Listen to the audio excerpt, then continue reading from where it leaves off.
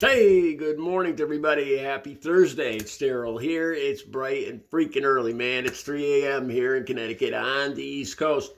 Okay, today's video is about two rappers, about recovery, and about a library book. Yeah, sounds like a great video, huh? Okay, first of all, specifically though, I want to talk about this one rapper, Lil Xan. He's been in the news lately, and he's got a felony charge, a couple felony charges against him for getting in a fight. And I want to talk about this because I am in recovery now. Lil Xan is a 28-year-old rapper, and he's allegedly been in recovery for 3 years. Usually, I could tell if somebody's serious if they really have been clean and sober, or if they really are in recovery. Here's one of the truest ways that I found to see if somebody's really telling the truth, that they've been clean and sober.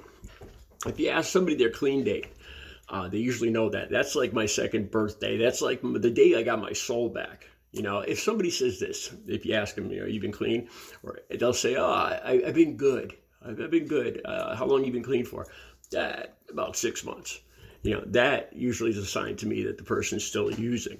If they just say they've been good, and they don't have they can't, people I know their clean date. They don't just say, about 6 months, about 3 months, like a round number like that.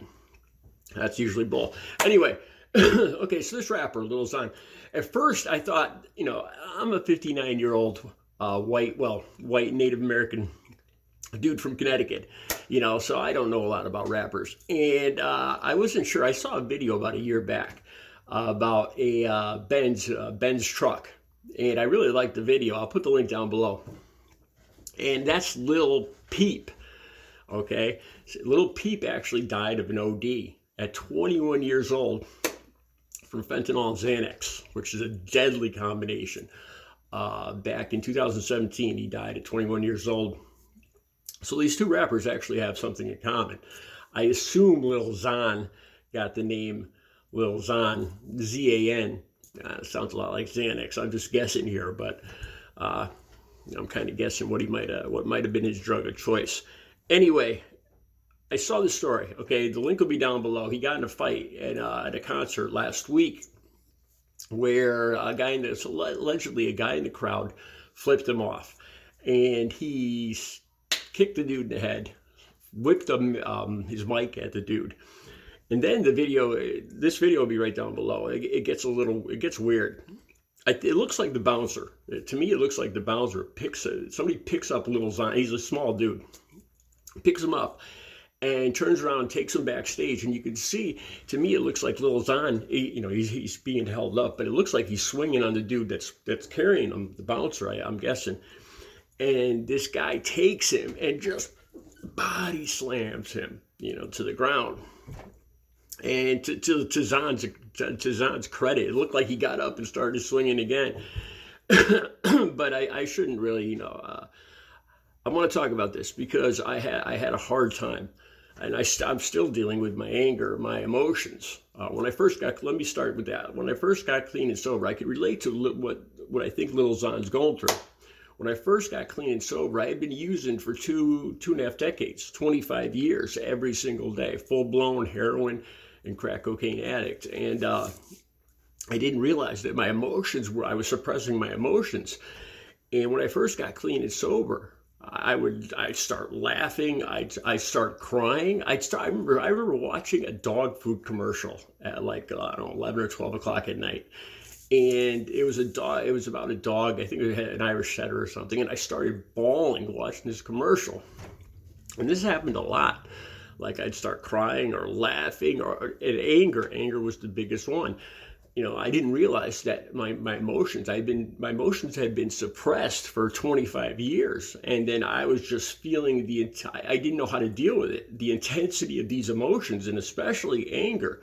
I'd start to feel, if I just felt like somebody dissed me, or they were being disrespectful, or road rage or anything like that, I'd start to feel my adrenaline. I'd start to feel like a rush in my chest and my arms. My hands would start to get numb. And I'd just start to feel it's like a loss of control. And I'll tell you guys, I was going to the methadone clinic when I first got clean and sober. And I was pulling in the parking lot. And there was a car blocking the entrance. So I was left out in the roadway and there's cars going by me, and I'm almost getting hit. I'm like, I want to pull into the parking lot, and this other car in front of me is talking to the car next to him, and they're blocking the entrance. And I feel this adrenaline start to rush, and eventually they pull in, I pull in. I get out of the car and I go up to their car, and I see there's a couple of people in the car, but I don't realize how big they are or how many of them there are.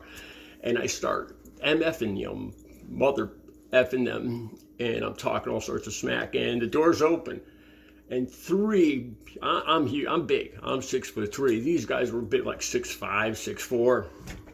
Three huge biker dudes get out, and I could tell right away, man, they weren't messing around. They surrounded me in the parking lot. I learned how to box when I was like 3 or 4 years old. The biggest dudes, I've talked about this in videos before. Always look for the leader, the one guy that if you have to fight more than one guy at once, always look for the one that's the leader that's going to come at you first. And this one guy did, and he started swinging on me. And like I said, I've learned to duck and cover, and I managed not to get hit, but I was running out of moves, and I wasn't even swinging. I was just trying to defend myself against these three big guys. And eventually the people at the clinic came out and stopped the fight, but it was stupid. And this happened a lot. Like I said, I remember getting out of the car in the middle of a intersection and going up to the other car and just pounding on the driver's side. Yeah, I was that guy.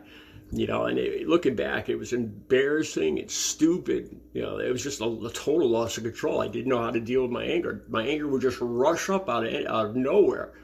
And the feelings were so strong and overwhelming, I just didn't know how to deal with them. So I could kind of relate to. I think this is something Lil XAN's probably dealing with, because now the way he talks about this incident now, he talks about how he never wants to put himself in that situation again, and it sounds exactly like what I used to say, after, I told myself I need to learn from this. I can't keep doing this. I'm going to end up getting shot or killed or arrested or whatever. I can't keep doing this. And I'm still dealing with this. Now, this is where the library book comes in. Just yesterday, I started to feel angry again. As a matter of fact, I did a short video, a day or two ago, the Walmart video, if you look at my shorts, and I'm talking about how I need patience, and that I did that video, and I was starting to feel really aggravated in the store that day. But anyway, at the library, I returned a book. I love to read. I read like 2 or 3 books at once, and I returned this book. And I returned it like 2 or 3 days ago. I put it into a bin out in the parking lot. They have a bin, a big metal bin where you return them. And there's snow and ice here. It's raining and snowing all the time. And it's supposed to be waterproof. So I don't know if it got wet. Supposedly it was damaged. So I walk up to the librarian yesterday, and she says, I got to talk to you. And I'm friends with all the librarians. They know me. We talk. We chat. So she was all serious. And I was like, "Ooh, am I in trouble?" I said, kidding around. And she's all serious. And she says, "Did you damage this book? This book right here, all right?" And I didn't know, because I have a habit of falling asleep while I'm reading, and a lot of times I'll knock over my soda or whatever, And I didn't know. I might have damaged. I might have spilled something on it. And she was holding it like loose, so it looked like she held it like this. She says, "See, it's all damaged here." And she's like, "Well, I'm going to have to charge you for it. It's $22 plus tax." So I said, "No problem. I love the library. I support the library, and if I damage it, I'll pay for it." So I paid the $22. And I get home, and I really start looking at this book, and I'm like, "You got to be kidding me."